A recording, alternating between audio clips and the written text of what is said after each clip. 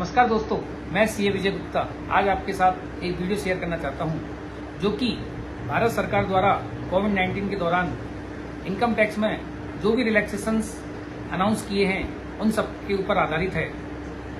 तो सर्वप्रथम माननीय वित्त मंत्री द्वारा एक प्रेस कॉन्फ्रेंस की थी और उसमें कुछ घोषणाएं की थी। उसमें प्रमुख घोषणाएं जो हैं मैं आपको बता रहा हूं। नंबर 1, फाइनेंशियल ईयर 18-19 की इनकम टैक्स रिटर्न जिसकी कट ऑफ डेट 31 मार्च 2020 थी, उसे एक्सटेंड करके 30 जून 2020 कर दिया है। वैसे तो काफ़ी लोगों ने रिटर्न फाइल कर दी है, तो वेल एंड गुड।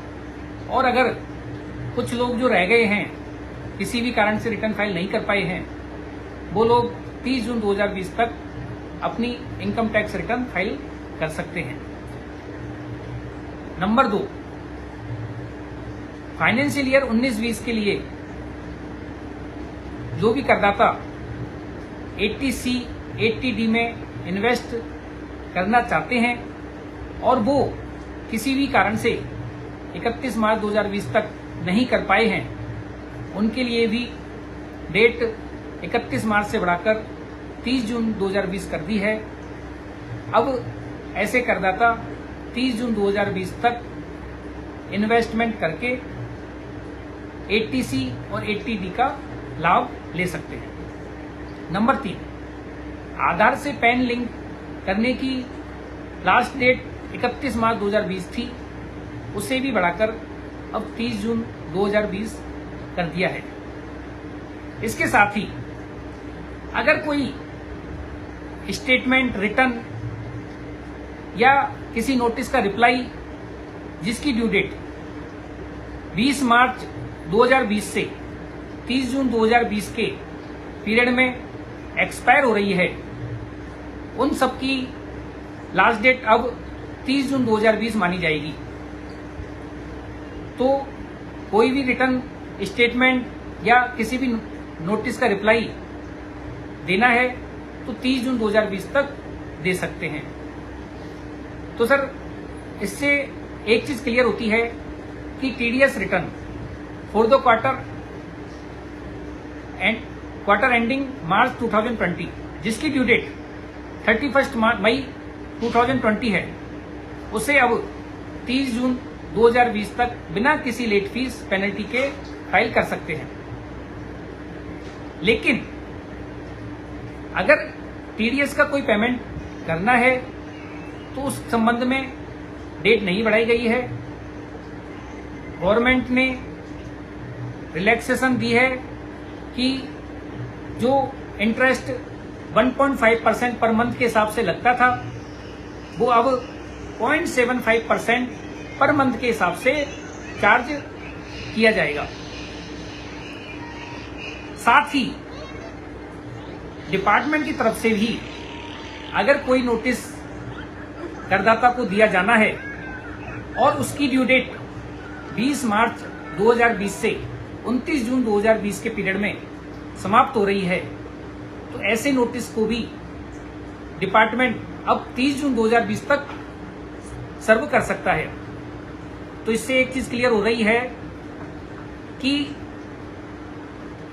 वित्त वर्ष 2012-13 के संबंध में जो नोटिस 148 सेक्शन के अंदर दिया जाना था, उसकी लास्ट डेट 31 मार्च 2020 को समाप्त हो रही थी।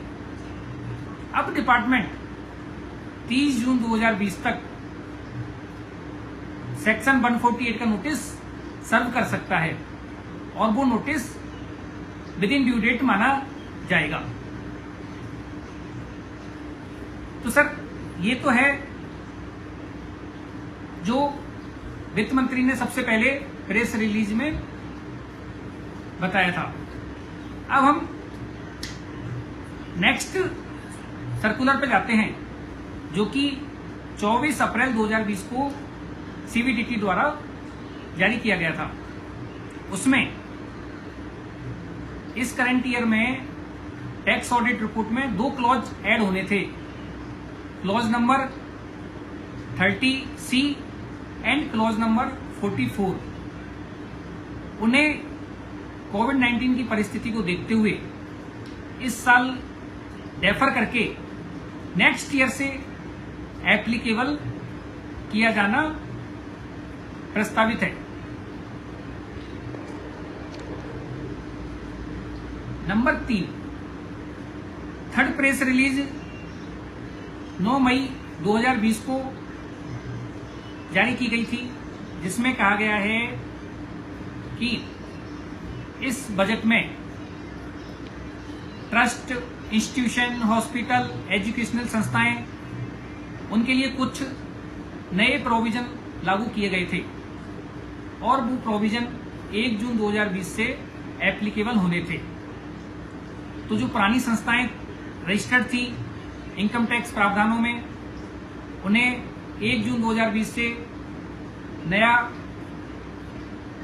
एक एप्लीकेशन फाइल करना था, जो कि 1 जून 2020 से लेकर 31 अगस्त 2020 के बीच में फाइल करना अनिवार्य था। अब उसे बढ़ाकर 1 अक्टूबर 2020 से 31/12/2020 की अवधि में कर सकते हैं। और कोई नया रजिस्ट्रेशन भी अप्लाई अगर करना है तो 30 सितंबर 2020 तक पुराने प्रावधान एप्लीकेबल होंगे और 1 अक्टूबर 2020 के बाद नए कानून के अंतर्गत एप्लीकेशन फाइल की जा सकती है। इसके बाद फाइनेंस मिनिस्टर ने एक और प्रेस रिलीज जारी की 13 मई 2020 को, और इसमें भी कुछ घोषणाएं की गई हैं इनकम टैक्स से regarding. Number 1, tax audit report की जो ड्यू डेट 30 सितंबर 2020 थी, उसे अब बढ़ाकर 31 अक्टूबर 2020 कर दिया है।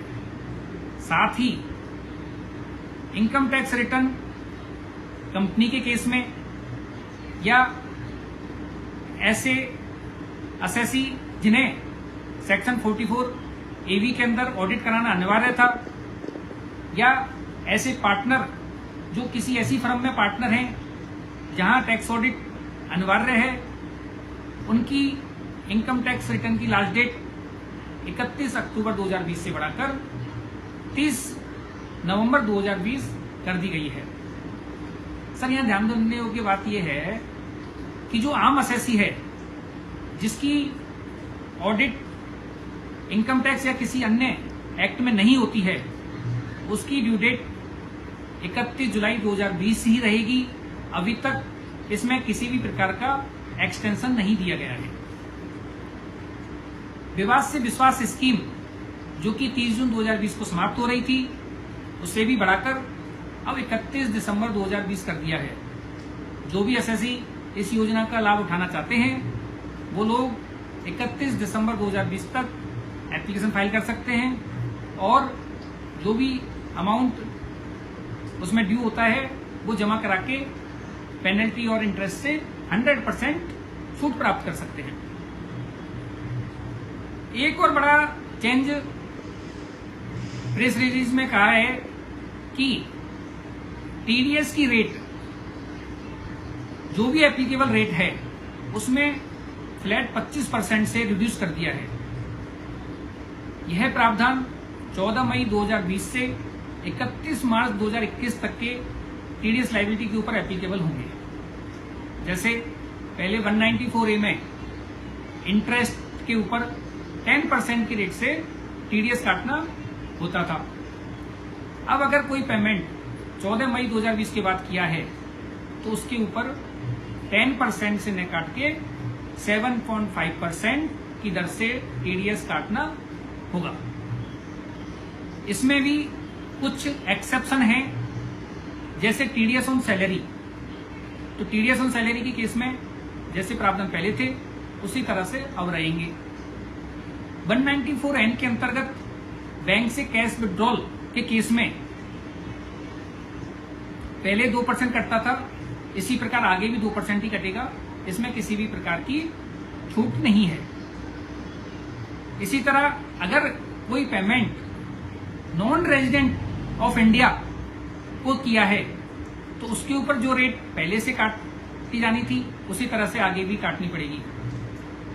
इसी तरह TCS on sale of alcoholic liquor, इसमें भी ये 25% की छूट एप्लीकेबल नहीं होगी। और साथ ही जिन लोगों ने पैन नंबर प्रोवाइड नहीं कराए हैं उनके केस में higher rate of TDS deduct होनी है, उनमें भी किसी भी प्रकार की कोई राहत नहीं मिलेगी। तो सर 13 मई 2020 से पहले की जो भी पेमेंट है उनके ऊपर एज इट इज ही पहले की अकॉर्डिंग टीडीएस काटना पड़ेगा। तो सर मैं सोचता हूं कि ये वीडियो आपके लिए लाभदायक होगा, आपकी नॉलेज को अपडेट करेगा।